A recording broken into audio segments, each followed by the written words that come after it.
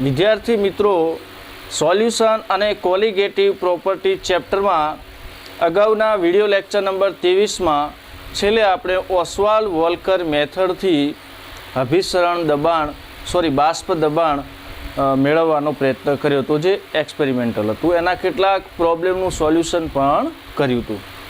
आजे आपणे नवो टॉपिक एवो भणवानो छे के जेमां द्राव्य अने द्रावक बंने बाष्पशील होय त्यारे राउल्टनो नियम। बराबर, तो आ बाजू ध्यान राखो।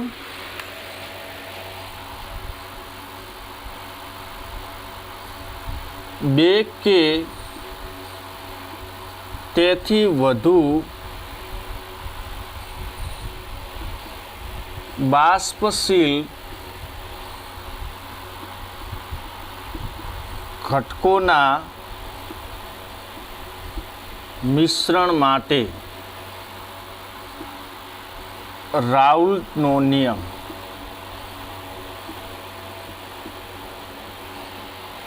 अथवा एने आपणे एवी रीते बी कही सकीए कि बाष्पशील द्राव्य अने बाष्पशील द्रावक माटे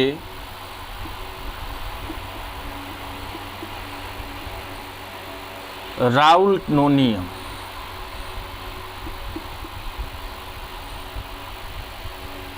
हवे आगळ विडियो लेक्चर नंबर 20 થી 23 में आपणे एवा द्रावणोनी वात करता हता के जेमां द्रावक बाष्पशील होय परंतु द्राव्य अबाष्पशील होय।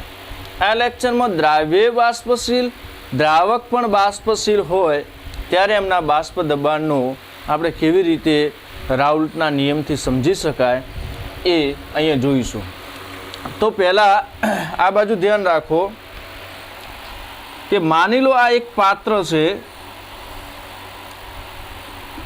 અને આની અંદર આપણે બાષ્પશીલ પદાર્થ એ ભરેલો છે। बाष्पशील पदार्थ ए भरेलो छे। वળી आ पात्र ने हूँ बंध पात्र मानु छूं तो आप जाणो छो कि अहींया बाष्प निर्माण पामी हशे। एकलो ज बाष्पशील पदार्थ है, शुद्ध है, शुद्ध अवस्था में, एटले एमां कोई बीजा पदार्थ भळेलो नथी। अने आ बाष्प अने प्रवाही साथे आ આપણે બાષ્પ અવસ્થા માનીએ અને આ પ્રવાહી અવસ્થા માનીએ એ બંને વચ્ચે જ્યારે ઇક્વિલિબ્રિયમ સ્થપાયું હશે ત્યારે આ બાષ્પનું દબાણ એ બાષ્પ દબાણ કહેવાય। પરંતુ અહીંયા શુદ્ધ પદાર્થ ભર્યો છે એટલે શુદ્ધ પદાર્થનું બાષ્પ દબાણ કહેવાય। ધારો કે આનું બાષ્પ દબાણ એનું બાષ્પ દબાણ બરાબર PA0 કેટલું છે PA0। કારણ શું છે કે શુદ્ધ અવસ્થામાં છે। કેવી અવસ્થામાં છે? શુદ્ધ અવસ્થામાં। એવી જ રીતે હું બીજો પદાર્થ પણ આની જોડે રાખી દઉં એ પણ બાષ્પશીલ પદાર્થ હોય।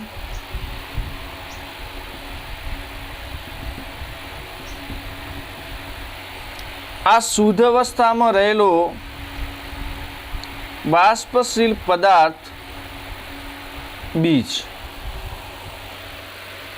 तो तमे जाणो छो कि बाष्पशील पदार्थनी केटलीक बाष्प बनी हशे अने आ अवस्था आपणे बाष्प अवस्था कहीए, आ अवस्था प्रवाही अवस्था कहीए। एक समय एवो आवशे कि प्रवाही अने बाष्प अवस्था एकबीजा साथे संतुलन में हशे त्यारे बीनु बाष्प दबाण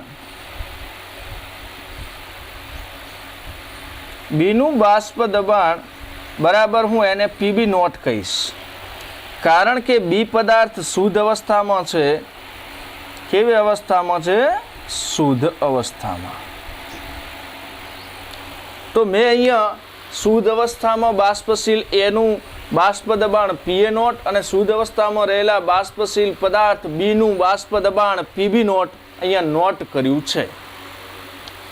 હવે હું શું કરું છું કે પદાર્થ A અને પદાર્થ B ને કોઈ એક ત્રીજા પાત્ર C ની અંદર મિક્સ કરી દઉં. બરાબર. હવે આપને લાગશે કે સાહેબ પદાર્થ A અને પદાર્થ B ને તમે જ્યારે મિક્સ કરશો ત્યારે કોણ દ્રાવ્ય હશે અને કોણ દ્રાવક હશે? તો આ ચેપ્ટરના સ્ટાર્ટિંગમાં મેં કીધું છે કે બે પ્રવાહી જ્યારે મિક્સ થાય ત્યારે જેનું પ્રમાણ વધારે એ થશે દ્રાવક અને જેનું પ્રમાણ ઓછું એ થશે દ્રાવ્ય.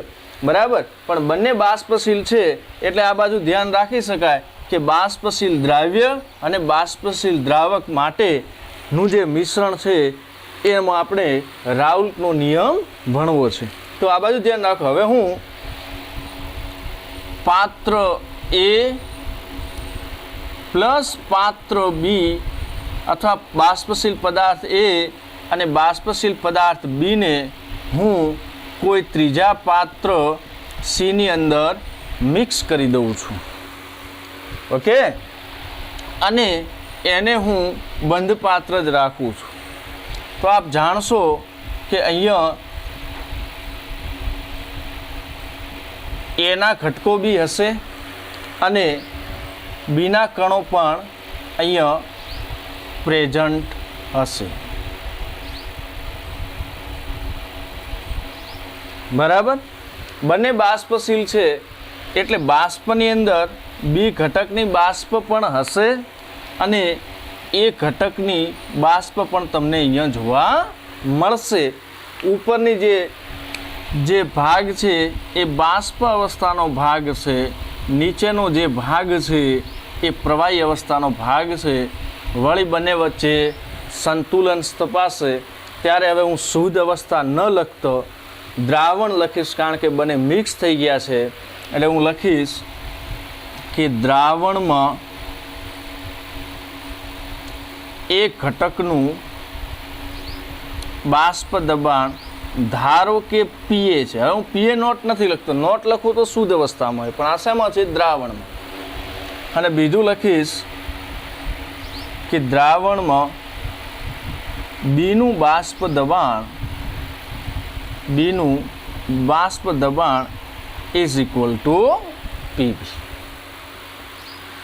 પરંતુ મને અહીંયા એવું માલુમ પડ્યું પરંતુ PA0 greater than PA અને PB0 greater than PB. એનો મતલબ એ થયો કે શુદ્ધ અવસ્થાના બાષ્પ દબાણ એ દ્રાવણમાં ઘટકોના બાષ્પ દબાણ કરતાં વધારે છે. આવું કેમ થાય છે?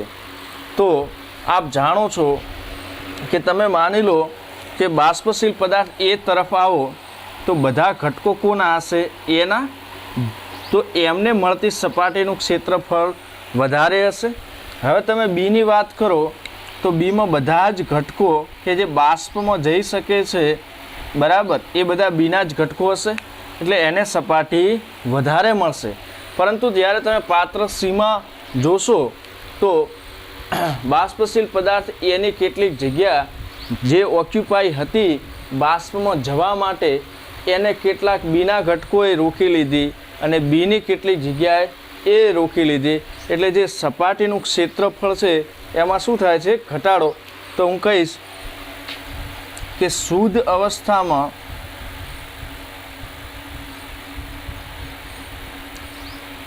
રહેલ ઘટકોને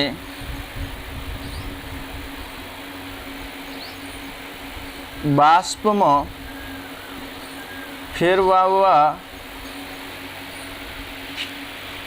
માટે મળતા સપાટીના ક્ષેત્રફળ દ્રાવણમાં ઘટે છે. એકદમ નોર્મલ સ્ટેટમેન્ટ છે કે શુદ્ધ અવસ્થામાં જે સપાટીનું ક્ષેત્રફળ મળે છે એમને બાષ્પમાં ફેરવવા માટે એ દ્રાવણમાં શું થઈ જાય છે? ઘટી જાય છે. એટલે દ્રાવણમાં રહેલા જે બાષ્પ દબાણ છે એ શુદ્ધ અવસ્થા કરતાં ઓછા છે. ઓકે, હવે આપણે રાઉલ્ટને યાદ કરી દઈએ એટલે આપણને પીએ અને પીબીના વેલ્યુ મળી જાય.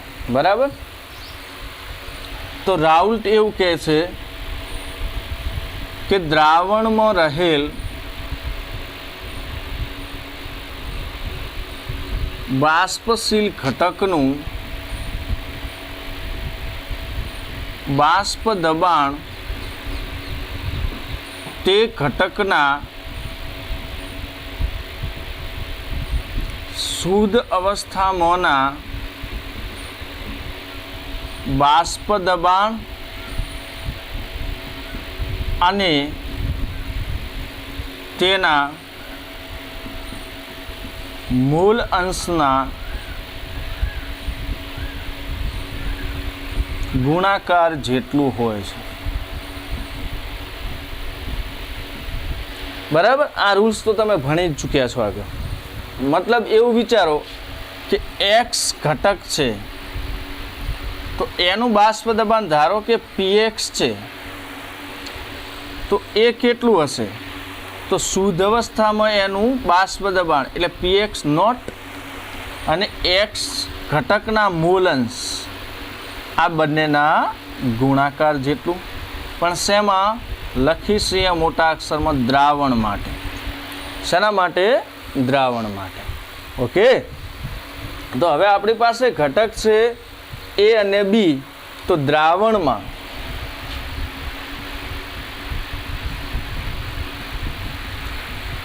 એ ઘટકનું બાષ્પ દબાણ જેને આપણે પીએ કહીએ તો દ્રાવણમાં કેટલું થશે? તો રાઉલ્ટના નિયમ મુજબ શુદ્ધ અવસ્થામાં બાષ્પ દબાણ, તો એ ઘટકનું શુદ્ધ અવસ્થામાં બાષ્પ દબાણ કેટલું છે? પીએ નોટ, એટલે થશે પીએ નોટ ઇન્ટુ એ ઘટકના મૂલ અંશ. એટલે પીએ બરાબર શું થશે? પીએ નોટ ઇન્ટુ એક્સ. એવી જ રીતે દ્રાવણમાં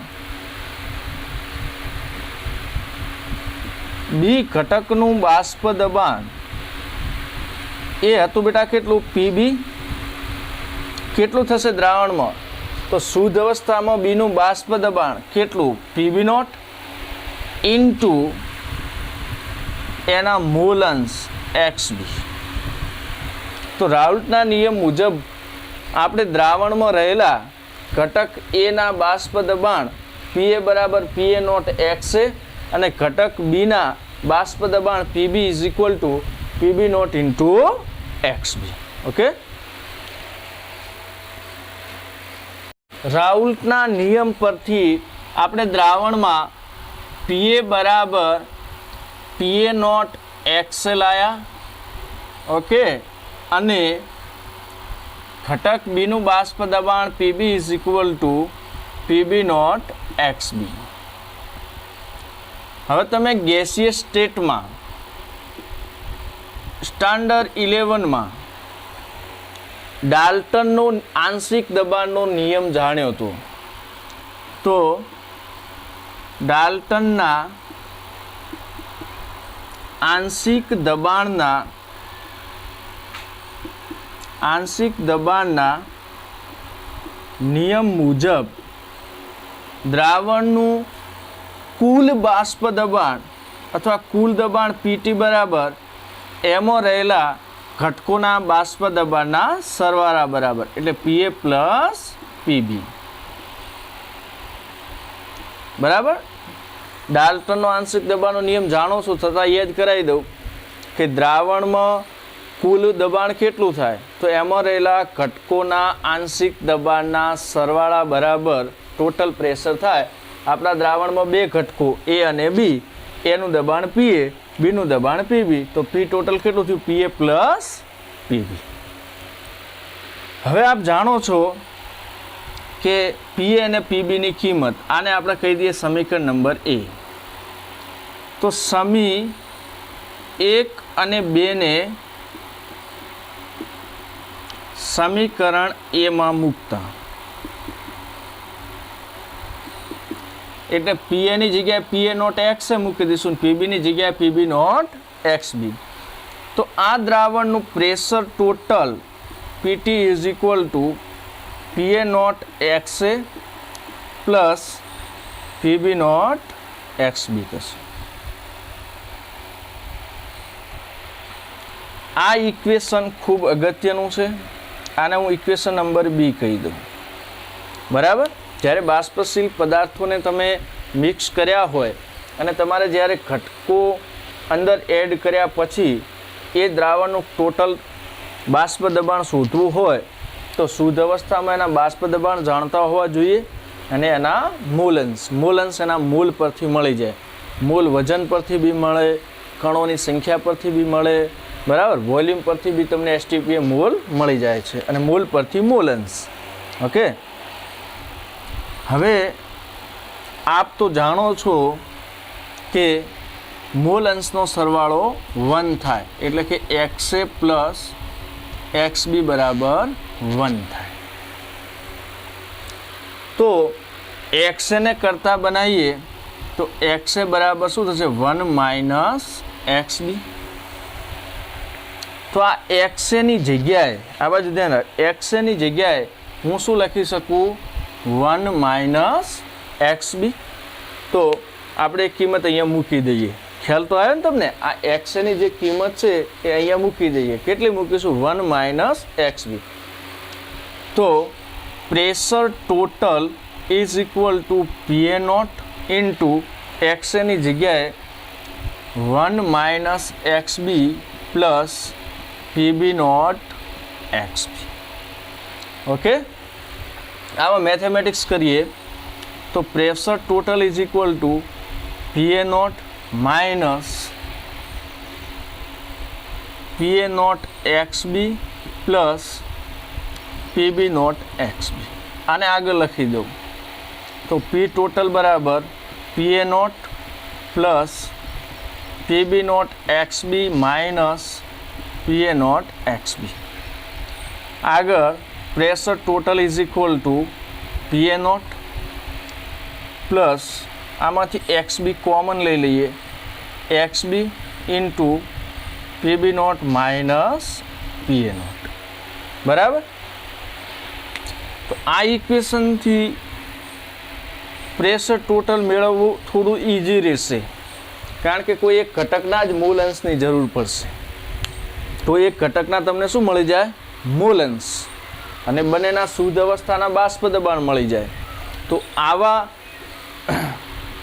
ઘટકોની મદદથી તમે પ્રેશર ટોટલ મેળવી શકો છો. એવી જ રીતે આપણે ફરી કરીએ X A plus XB is equal to 1 પરથી એક્સબીને કરતાં કરીએ તો 1 માઇનસ એક્સ એ થશે. અને આ એક્સબીની કિંમત આ બાજુ ધ્યાન રાખો, અહીંયા મૂકી દઉં. બરાબર. એક્સબીની જગ્યાએ આ વખતે આપણે શું મૂકીશું? 1 માઇનસ એક્સ એ. આ બાકી એમને એમ રહેવા દઈશું. એ સમયનું ઇક્વેશન આપણને કેવું મળશે?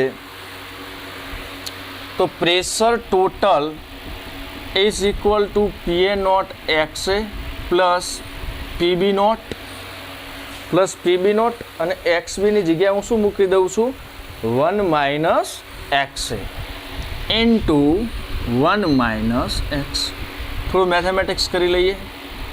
Pressure total is equal to PA not X A plus PB naught minus PB not X.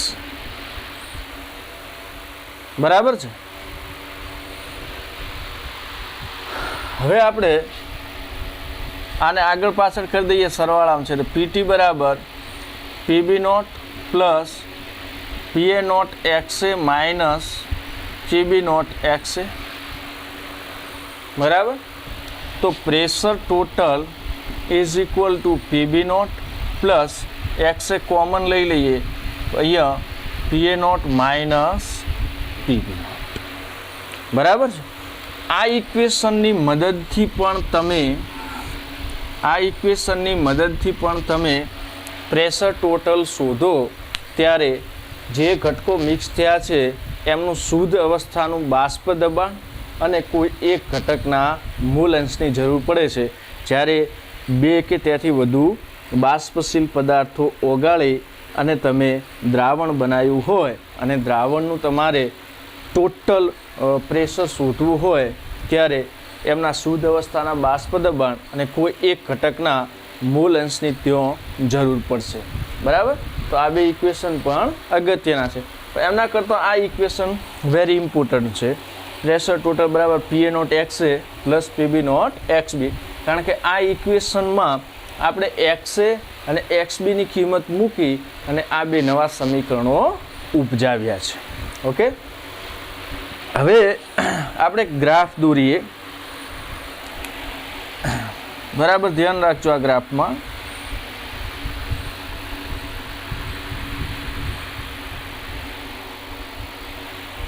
બરાબર, અહીંયા વાય એક્સિસ ઉપર આપણે રાખીશું પ્રેશર.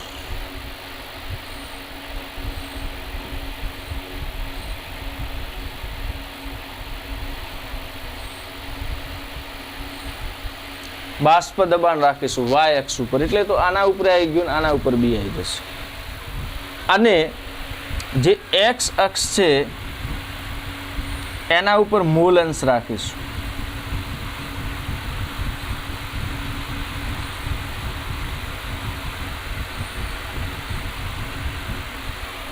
બરાબર, અહીંયા શું રાખીશું? મૂલ અંશ અને ઉપર પ્રેશર.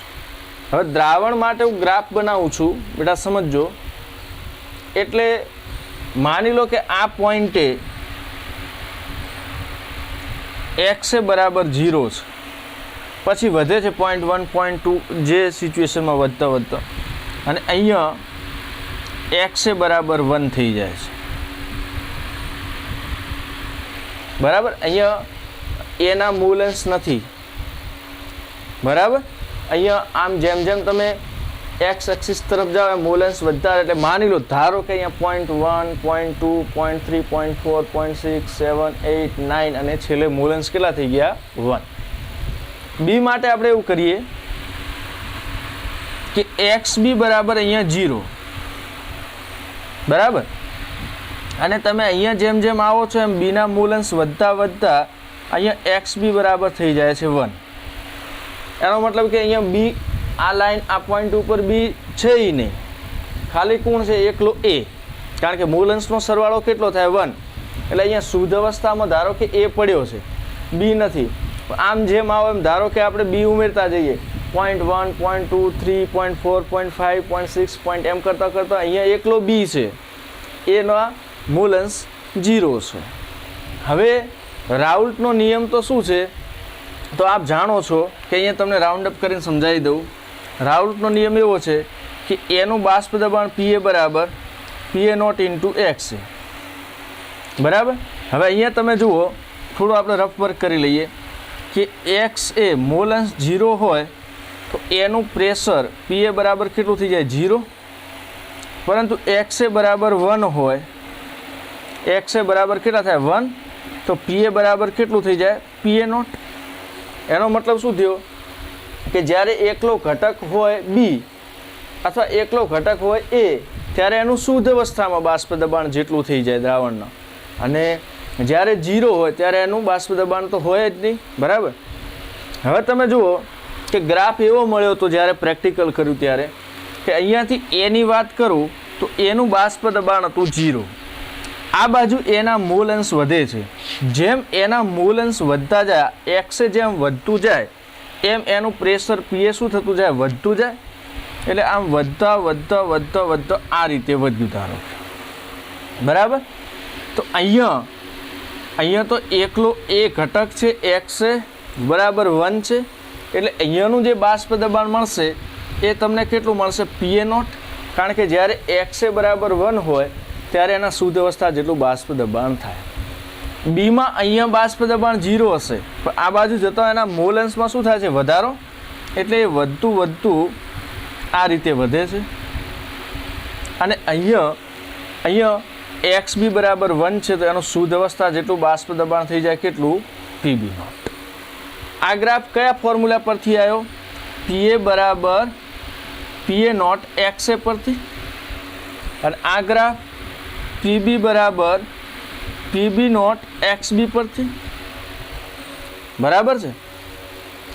હવે આપ સમજો કે અહીંયા આ કોઈ એક પોઈન્ટ લઉં તો અહીંયા મને જોવા મળશે પીએ કયા ફોર્મ્યુલાની મદદથી? પીએ નોટ એક્સ છે, એમાં પીએ નોટ તો જે તેનું કોન્સ્ટન્ટ છે, એક્સ અહીંયાથી હું શોધી લઈશ કે 0.1 છે, 0.2 છે ગ્રાફ પર, એના પરથી મને મળી જાય પીએ. એવી રીતે આ પોઈન્ટ ઉપર હું નાખું પોઈન્ટ અને અહીંયા જોઉં તો અહીંયા મને એક્સ બીના કંઈક મોલ તો હશે જ, બીના મોલ એક્સ બી મોલન્સ, અને બીનું શુદ્ધ અવસ્થાનું બાષ્પ દબાણ પીબી નોટ, તો પીબી નોટ અને એક્સ બી પરથી મને અહીંયા મળશે પીબી. હવે જ્યારે હું પીએનો સરવાળો કરું અને પીબીનો સરવાળો કરું તો આ બંને કરતો આ ઉપરની તરફ પ્રેશર છે ને, તો આ તો છે પીએ જેટલું પ્રેશર, આ પીબી જેટલું, પણ બંનેનો સરવાળો કરું એટલે કંઈક ઉપર જ પોઈન્ટ મળવાનો છે. અને ઉપરનો જે પોઈન્ટ મને મળે છે એ પોઈન્ટ ક્યાંથી આવ્યો છે? તો એ અને બીના બાષ્પ દબાણના સરવાળા પરથી. તો ઉપર આ બંનેની ઉપર જે રેખા આવશે એ કોની આવશે? પ્રેશર ટોટલની. તો એક રેખા આ રીતે પસાર થતી છે. બરાબર. તો આ શું બતાવે છે? પ્રેશર ટોટલ બરાબર પીએ પ્લસ પીબી. ઉપરનો ગ્રાફ છે એ કેવી રીતે આવે? દેખો, અહીંયા પીએ, અહીંયા પીબી, આનો પોઈન્ટ આટલે આવ્યો, વળી આ રીતે કરો, આનો પોઈન્ટ આટલે આવ્યો, બંનેના સરવાળો થાય એટલે એમના દબાણ કરતાં તો ઊંચું દબાણ મળવાનું છે. એટલે ઉપર જે ગ્રાફ મળશે એ પ્રેશર ટોટલ બરાબર પીએ પ્લસ પીબી. તો ગ્રાફ પણ કેવો છે? એકદમ ઇઝી. ઓકે.